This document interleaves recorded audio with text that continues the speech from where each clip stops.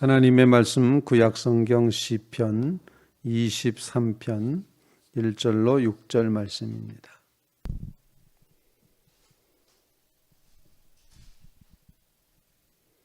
구약성경 시편 23편 1절로 6절 말씀 교독하겠습니다. 여호와는 나의 목자시니 내게 부족함이 없으리로다. 그가 나를 푸른 풀밭에 누이시며 쉴만한 물가로 인도하시는도다. 내 영혼을 소생시키시고 자기 이름을 위하여 의의 길로 인도하시는도다. 내가 사망의 음침한 골짜기로 다닐지라도 해를 두려워하지 않을 것은 주께서 나와 함께 하심이라. 주의 지팡이와 막대기가 나를 안위하시나이다. 주께서 내 원수의 목전에서 내게 상을 차려 주시고 기름을 내 머리에 부으셨으니 내 잔이 넘치나이다. 내 평생의 선하심과 인자하심이 반드시 나를 따르리니 내가 여호와의 집에 영원히 살리로다. 아멘. 아멘. 시편 23편 시편 중에 나이팅게일이라고 그렇게 이름을 붙이는 시편입니다.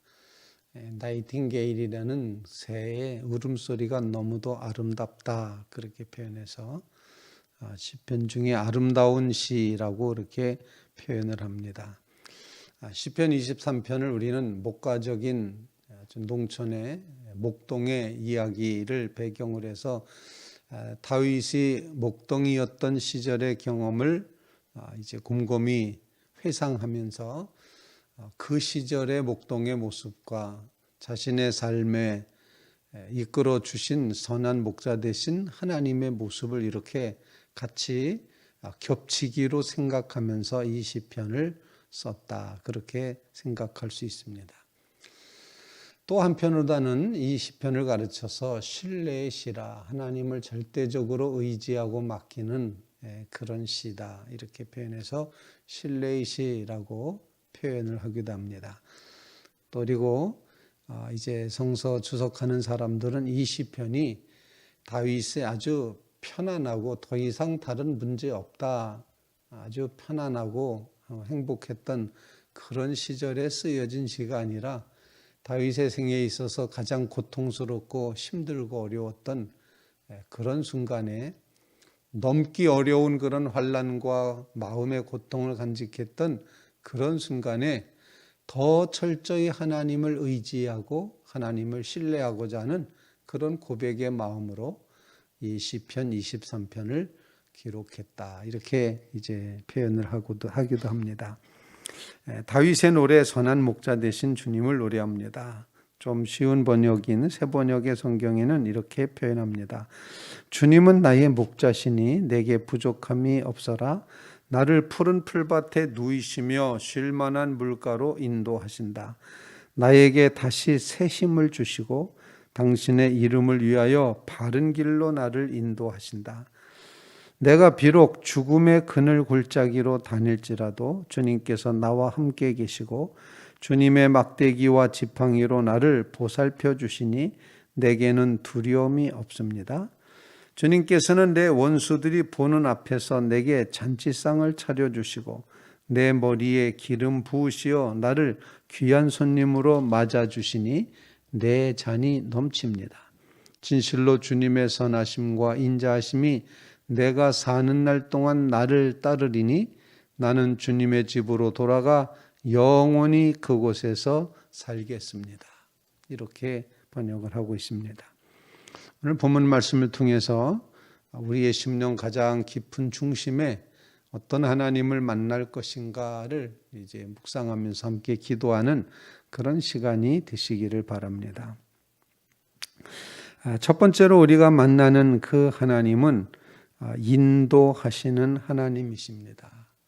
인도하신다는 표현이 두 번씩이나 들어가 있습니다. 2절에도 쉴만한 물가로 인도하시는도다. 3절에도 의의 길로 인도하시는도다.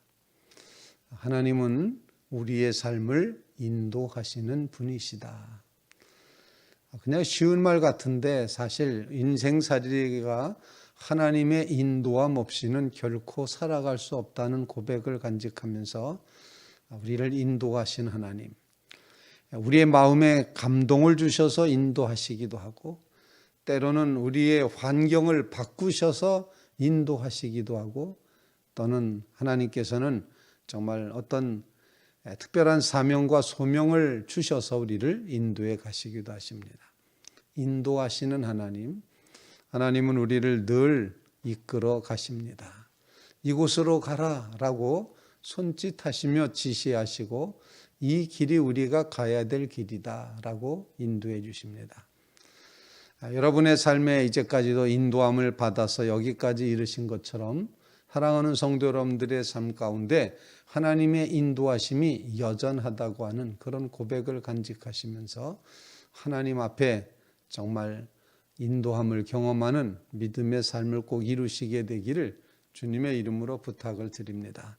그래서 늘 고백하기를 하나님 우리를 인도해 주십시오. 어디로 인도하시겠습니까? 하나님은 우리가 믿는 하나님은 정말 부족함이 없으신 하나님이기 때문에 쉴 만한 물가로 푸른 초장으로 인도해 가심을 보여주고 있습니다. 하나님은 우리를 생명의 장소로 쉴 수 있는 장소로 평강의 장소로 인도하신다. 하나님께서 여러분의 삶을 인도하셔서 마치 목자가 양들을 이끌어서 필요한 곳에 저들을 데리고 가는 것처럼 그렇게 인도함을 경험하는 믿음의 성도들이 다 되시기를 주님의 이름으로 부탁을 드립니다. 이제 양들이 생명을 유지하며 살아가기 위해서는 목자를 따를 수밖에 없습니다. 그 인도를 따를 수밖에 없습니다. 양들은 푸른 초장이 어디인지 도무지 알 수 없습니다. 잔잔한 물가가 어디인지도 알 수 없습니다. 그런데 목자는 알고 있습니다. 그래서 그들을 힘들고 어렵지만 그곳으로 생명의 장소로 인도해 갑니다. 본문에는 부족함이 없으리로다 표현하고 나를 푸른 초장에 누이시고 쉴만한 물가로 인도하신다. 의의 길로 인도하신다. 이렇게 말씀하고 있습니다. 오늘 하루도 주님께서 여러분의 삶을 꼭 인도해 주심을 경험하시기를 간절히 바랍니다. 인도하신 하나님 갈 바를 알게 하옵소서. 인도함 받게 하옵소서. 고집피고 딴 길 가겠다고 그렇게 하나님을 번나가서 그렇게 하나님께 불순종하는 자리에 서지 말게 하시고 하나님의 인도하심 앞에 철저하게 순종하며 따라가게 하옵소서. 이런 간구를 주님 앞에 올릴 수 있기를 간절히 바랍니다. 인도하시는 하나님이십니다. 두 번째로 오늘 본문 말씀에 이 시편에서 여러 가지 하나님의 모습을 표현하고 있지만 동행하시는 하나님의 모습을 우리에게 보여주고 있습니다. 4절 말씀, 내가 비록 사망의 음침한 골짜기 같은 곳을 다닌다고 할지라도 그때에도 주님께서 이제 우리가 두려워하지 않을 것은 해를 두려워하지 않을 것은 주님께서 나와 함께 하심이라. 주의 지팡이와 막대기가 나를 안위하시나이다. 함께 하시는 하나님, 동행하시는 하나님, 그 하나님을 본문에서 고백을 하고 있습니다. 하나님이 어떻게 동행하시는가? 그 다음 구절에 보면은 잔치상에서 원수들 보란 듯이 상을 차려주시고 그리고 끊임없이 음식을 제공하시며 이 당시 고대 중동에서 손님을 귀하게 접대하는 것, 머리에 기름 바르는 것을 계속해서 하시고 있다. 이렇게 표현을 하고 있는 것입니다. 그래서 우리가 믿고 고백하기는 동행하시는 하나님, 동행하시는 하나님, 날마다 동행하시는 하나님, 임마누엘 하시는 하나님, 함께 하시는 하나님, 하나님의 목적, 하나님의 소원, 하나님의 뜻, 바로 그것은 우리와 동행하시고자 하는 것입니다. 사실 이제 조금 어린아이가 조금만 커도 부모님 잘 안 따라가려고 합니다. 동행하려고 하지 않습니다.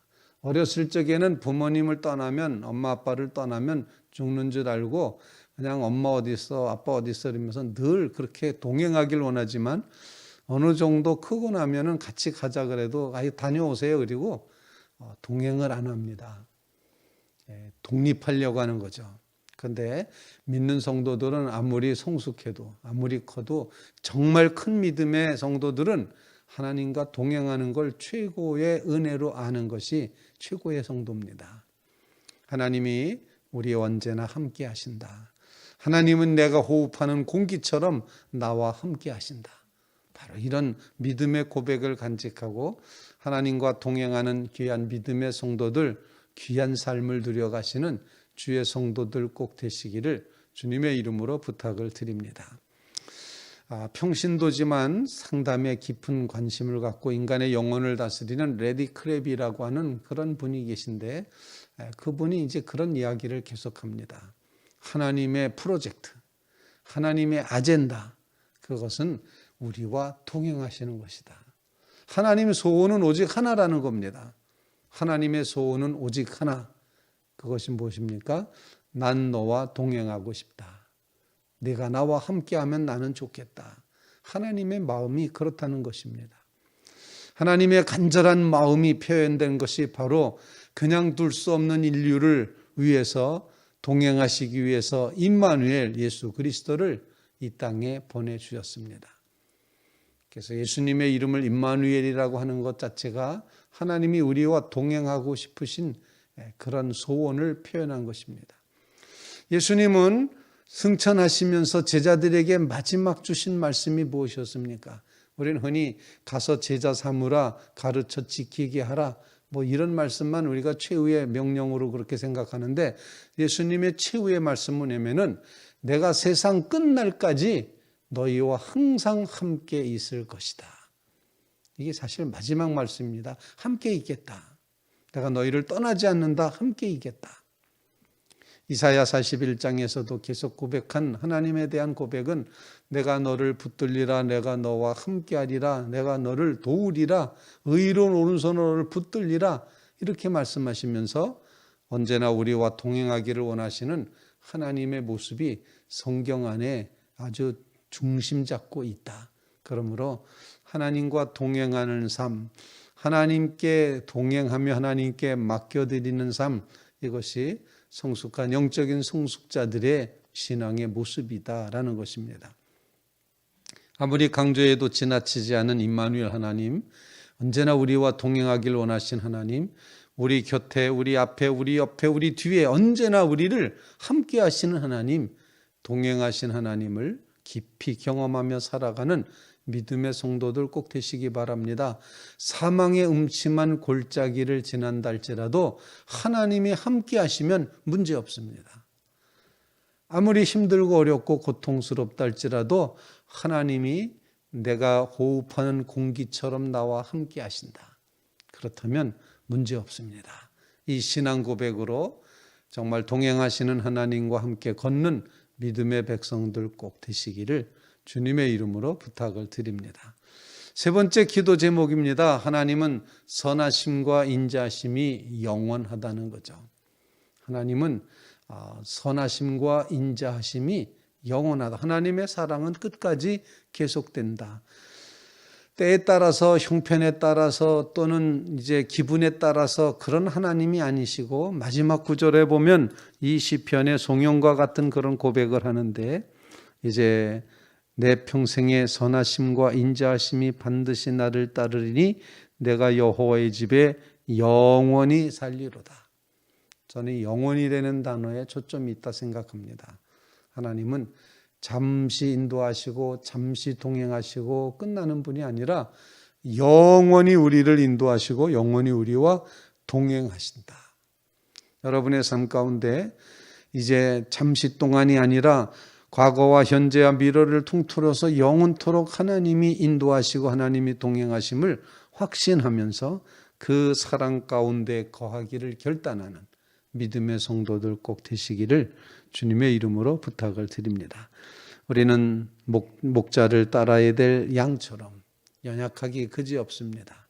그런데 하나님의 놀라운 선한 목자 되신 하나님을 의지하며 하나님께서 우리를 인도해 주시고 우리와 동행해 주시고 우리와 언제나 그런 영원토록 나의 하나님이 되어 주심을 믿고 고백함으로 오늘 하루 주님의 은혜 가운데 풍성히 거하시게 되기를, 정말 안전한 곳에 거하시게 되기를 주님의 이름으로 기원을 드립니다. 우리 같이 기도